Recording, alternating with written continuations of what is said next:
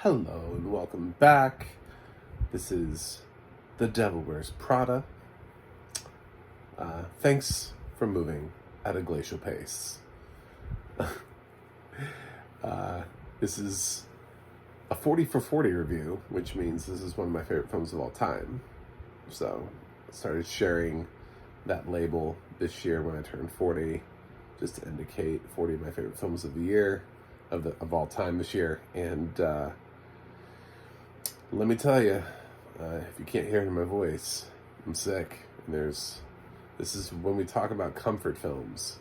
When you put on a comfort film, what do you put on? Because you don't always feel like, I was in the mindset where I was like, I want to watch a new movie and review it right now in this moment. And luckily I was pretty well caught up. So I was like, all right, what do I actually want to watch? And then I saw Devil Wears Prada, and I was like, I could totally do a Devil Wears Prada right now. I don't know how many times I've seen this film. Stupid amount of times I've seen this film, and I love it. I love it. It's on Max. It has audio description from ITFC or whatever that conglomerate of letters is, and it's Jennifer Hill is one of the co-writers and also narrates. So, for those of you who don't know, this is based on a book. I know, shocking. We follow Andy, played by Anne Hathaway, who is hoping to strike it big in the world of journalism. She has abandoned a promising career in law, much to the chagrin of her father, who brings it up in a conversation within the context of the movie. And she has taken a job as assistant number 2 to Miranda Priestley, who is the editor of Runway, a fashion magazine. And Andy doesn't know anything about fashion and just thinks the whole thing is silly. So she gets hired and brought on basically because, she's well educated, and Miranda always just kind of like is a straight shooter. She's like, I thought I'd take a chance on the fat girl for once. The other ones seem to just disappoint me so. She's just so many great lines. It's such a great Meryl Streep role. It's funny, the ones that they end up winning the awards for, but the ones that when you really think, like, what's iconic? Like, when I close my eyes and think of Meryl Streep, what is it that I think of? And this is definitely one of the ones that comes up immediately. I'm like, Devil Wears Prada. I don't know how to give her an award for it, because I feel like nobody was ever going to give her an Oscar for this film, but we need to. Somehow. There needs to be, like, some sort of other, like, side hustle Oscar, where it's like, maybe it's not Best Actress, but it's like iconic performance of the year. I don't know. Even that would be tough, because this film came out in 2008, so she'd be up against Heath Ledger for the Joker, which is just like, I don't know what we do in that situation, but damn. So yeah, I guess we just gender split it again. Best iconic performance by a male, best iconic performance by a female. And but Meryl Streep is just everything in this film, and it's to watch her character grow and even have emotional range, to watch Anne Hathaway's character grow, and she learns to sort of accept the fashion world and really sort of take it all in. When you're being given an experience and you're really only planning on doing it for a year so you can use it as a jumping off point to get to another magazine, why not go ahead and fully commit, right? So as Stanley Tucci, who plays, I guess, like an associate editor, I don't know what really to call his job title, he works under Miranda, sort of like Miranda's right hand, and as he convinces Andy to just sort of dress and look the part and act the part, finally, there's a point in the film early on where she asks somebody to spell Gabbana, and And then by the end, she actually knows what designers are and understands them. And then she finally gets to make her choice because she's lived in both worlds. So it makes sense. We've also got a fantastic Emily Blunt performance here. This is one of the reasons why when people talk to me about Oppenheimer this year and they're like, oh, Emily Blunt deserves a nomination for Oppenheimer. I'm like, Emily Blunt has deserved a nomination for about 10 other films that are not Oppenheimer, and she's never gotten one. Like, if we're being really honest, we've owed Emily Blunt a nomination long before Oppenheimer, and if she gets nominated for Oppenheimer, it actually will break my heart. Because it's like, she got nominated for that over all of the other ones where it was actually like, wow, she's really good in this. Wow. She really sort of takes control of this role. Pretty much people are like, yeah, she doesn't really do anything, but she has this one great scene. She has one scene in the film that sort of is any level of impactful, and she might get an Oscar nomination for that just because the Academy has fucked up so hard on her that people may just vote for her for the sake of voting for Emily Blunt. It could be Emily Blunt in, you know, a Baby Boom Boom, and she'd probably get nominated at this point, you know? I don't know, just make up a film. She could probably get nominated for Pain Hustlers, which was the only Emily Blunt film being run this year. So, she's just at that point where it's just people are pushing. It's because when you go all the way back to films like this before she was an A-lister, she was killing it. She is fantastic in this role as the number one assistant, and she has such biting lines in this film and range, and she's hilarious.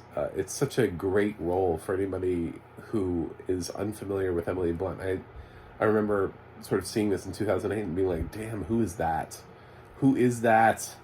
Let me immerse myself in everything Emily Blunt from now on. This film really just made me love Emily Blunt more. It made me love Stanley Tucci more. It got me really on board an Anne Hathaway train that I wasn't really on. It's like I was looking at it. I was thinking about being on an Anne Hathaway train. And of course, everybody's on the Meryl Streep train. So, but it just gives another layer to Streep and her dynamic career. So, just a fantastic, well done film. I guess I should give Adrian Grenier a shout out here, as he doesn't really have much else to shout out in his career. So, I also really like Daniel Sunjata as an actor, and I kind of wanted more for his career, but he just has kind of like a small supporting role. I just had fun. I was sick. I just put my head down and listened to Devil Wears Prada. Now, if I was to join the critical mass in this and be like, well, is this really one of the best films ever made? I would say the only thing that I noticed watching it now 15 years later is that the person who selected the songs to go in the movie did not necessarily select songs that are going to stand the test of time or that are iconic. And they're kind of balanced a little odd, so that when they come on, they're these like pop anthems, but they're not pop anthems in the way that, you know, you get really excited because you're like, oh damn, that song, I remember that song was the shit back in the day. They're more like pop anthems of, was that on the radio? Like, who's singing this? You gotta get your Shazam out, and you're like, oh, that's what this is. Okay. All right. They got more than a few of those where they crank it up and you're like, I don't even know what this is. I've seen this movie like at least 10 times and I feel like I've never heard this song before. So that's why sometimes these, you know, music supervisors, they really, you know, you really got to make sure you grab songs that are going to stand the test of time. There's so many films that are iconic still to this day. just because of their use of certain songs. Now, some of those songs were created for movies. Like if you look back at The Graduate, and you tie the music in that film, well, that was where that music appeared, was in The Graduate, So, but you still have such that connection between Simon and Garfunkel music and The Graduate. So, anyway, just a little. That's one thing. One thing I'll cave on is that I don't think all of these pop songs that they picked, they haven't even lasted 15 years. So throw another 15 on top of it, and I have no idea what this is going to sound like in 15 years. We may need to do a director's cut where they go back through and replace the songs in the film. Anyway, the audio description in this film, I mostly told you I'm sick. I mostly liked it.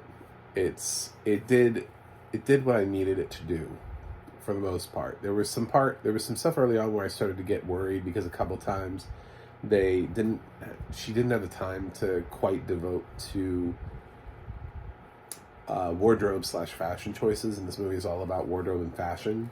And so to me, that is where the focus should be in terms of narration. I know that sounds weird, but I can't think of anything else to put the focus onto. It's a movie about working in a fashion magazine, and having actually seen this film visually probably at least 10 times, I can tell you the looks in this film are iconic. Everything from Meryl Streep's hair in this film to all the various clothes that she wears, all the various clothes that Emily wears, all the various clothes that Anne wears. Even Stanley Tucci is always on point. And all the models that are walking around, they're the actual set itself is not that interesting until they get to maybe like a fashion runway, or even like a party scene. But the actual headquarters of runway just is not that interesting of a place to try to describe. So luckily, we spend most of the time describing the outfits, because this film is all about outfits. There were a couple times where we didn't get it, and I think it was just because of time, but they came kind of early on, and I was kind of worried about later on in the film where this was going to go. I was like, oh no, is this audio description not going to embrace? But it does. I would say almost, 90% of the time, Rebecca makes an absolute best effort to describe the outfit as best she can in the time given. So, for those of you wondering what they're wearing, I think that is expressed in the film, and I think that's probably the most important thing. I can't really think of anything else that would be more important other than like entrances and exits, and then like little things. Meryl Streep is really good, like just kind of looking down under her glasses, doing that thing where she pulls the glasses down, and, whatever. And they talk about the head nods. How one means she likes, two means she really likes it, and the smirk had only ever happened, the smile had only ever happened once, and so yeah, it's a nice, fun, fluffy film that if I could turn back time, I would make sure that Meryl and Emily at least had nominations for actress and supporting actress. And I really love Stanley Tucci's performance in here. I think he adds so much to the film, and I would probably try to slide him in somewhere into a supporting actor category. But I think what Meryl and Emily both deliver to this film is iconic. It has very much, definitely, Meryl Streep has stood the test of time in this film. Her Miranda Priestley is just everything. #life. So, as this is a 40 for 40 review, you know where this is headed. I'm going to give The Devil Wears Prada an A+. Anyway, thanks for watching. Thanks for subscribing. Thanks for listening to my sick voice and my cough. And gotta get off so I can blow my nose. And click that subscribe button. I will be... I have a website, MacMovieGuy.com. I have Twitter, Instagram, and Threads, all at MacMovieGuy. You can go to the audio description project, adt.acb.org. It'll let you know when it's audio description, where you can watch it. And you can go to the adna.org, that's the adna.org. It'll let you know who's narrating your favorite film and television series. That's it for me today. I will watch something else and see you guys on the other side.